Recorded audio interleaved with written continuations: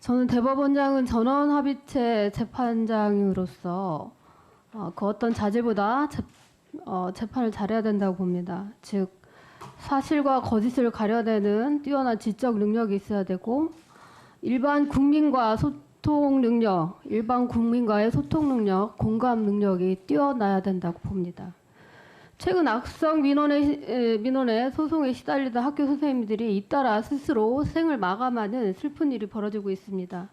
7월 18일 악성 민원과 고소고발에 시달리던 서울의 한 초등학교 선생님이 돌아가셨고 8월 31일에도 군산과 서울에서 두 분의 선생님이 돌아가셨습니다. 9월 7일에는 대전에서 또 한 분이 돌아가셨습니다. 참으로 안타까운 일이죠. 그래서 전국의 교사 20만 명이 국회 앞에 모여서 집회를 하기도 했습니다. 학교 폭력 업무를 담당하다가 학부모로부터 악성 민원과 소문에 시달리기도 하고 학교 수업 과정에 학생이 다친 사건 때문에 고소고발을 당하죠. 그런데 교사들이 받는 스트레스 중에 가장 큰 것은 당연히 자신이 가르치고 지도하는 아이가 사망하는 일일 것입니다. 2014년 4월 16일 제주도로 수학여행을 가던 단원고 학생 250명이 사망하고 선생님도 11분이 사망하는 세월호 참사가 있었습니다. 이 큰 사고를 겪고 구조된 사람 중 수학여행의 인솔책임을 맡았던 단원고 교감 선생님이 있었습니다. 엄청난 충격과 우울감으로 사고 이틀 뒤인 4월 18일 스스로 목숨을 끊었죠.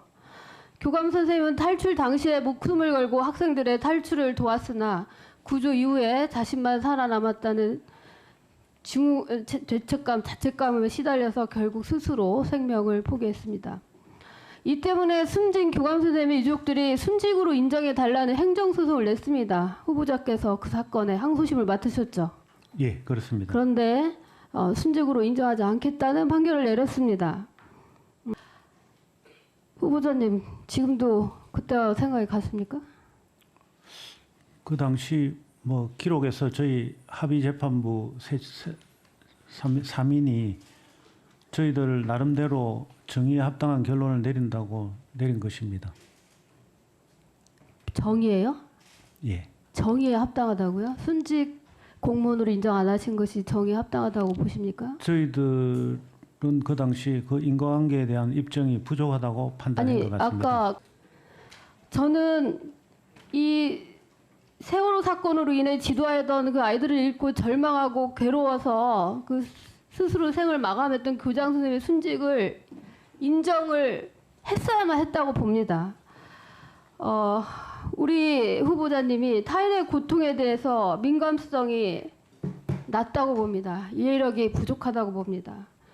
오늘 회의는 이미 공개된 의사 일정에서도 나타나 있듯이 지방 분권과 관련된 법안 그리고 민생 관련 법안, 특히 중요범죄 피의자 신상 공개에 관한 머그샷 관련법 또 교권보호법 아주 많은 민생 관련 법안들이 산적해 있습니다. 산적해 있고 얼마 전에 있었던 이 서희초등학교 그 교사의 이런 비극적인 사건과 관련해서도 교권회복 4법이 오늘 법사위에 나와 있습니다. 이와 관련해서 선생님들의 안타까운 죽음을 애통해 주시고 남겨진 유족들에게 희망의 교단으로 응답을 보여주세요. 교권회복 4법을 반드시 통과시켜 주십시오. 이런 국민들의 소리가 지금 저를 비롯한 아마 민주당 의원들께도 전달이 됐으리라고 봅니다. 지금 이 국회는 국민들을 위해서 일하라고 있는 것이라고 생각합니다. 지금 이 중차대한 교권회복 4법, 그리고 세종시법, 세종시 의사당법, 그리고 정말 국민들이 묻지마 살인 때문에 불안해하시는 국민들을 위해서 오늘 또 예정되어 있는 머그샷법, 이런 것을 신속하게 처리를 하는 것이 이것이 애초에 민주당이 외쳤던 일하는 국회 아닙니까? 그리고 오늘 박강원 원내대표도 말씀하신 것처럼 민생을 챙기자. 공사는 저는 구분을 해야 된다고 생각합니다. 아무리 민주당의 복잡한 사정이나 또한 불편한 심정을 모르는 바는 아닙니다만 이럴 때일수록 민주당이 회의에 나와서 정말 국민들을 위한 민생 입법에 정진할 때 국민들이 민주당의 말에 귀를 기울이실 거라는 생각을 하고요.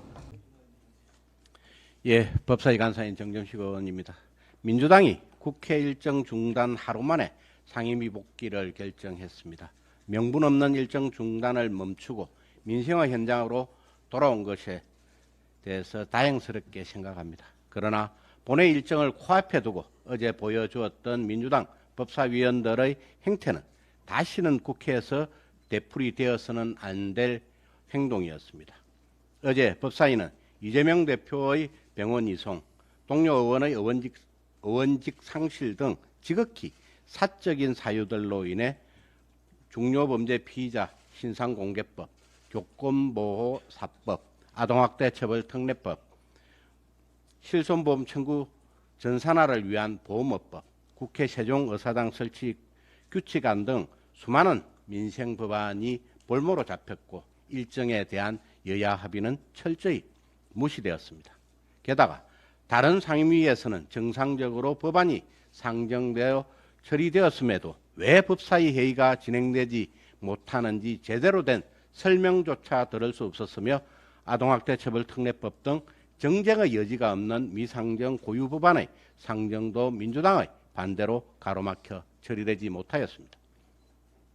결국 빈손으로 법사위가 마무리되던 그 시각 조국 아들의 허위 인턴 확인서를 발급한 혐의로 의원직을 상실한 최강욱 의원 옆에 자리한 민주당 법사위원들의 모습을 보고 있자니 과연 국회 상임위 회의가 그렇게 보잘것없는 것인지 참으로 안타깝고 쓸쓸한 마음을 키울 수 없었습니다.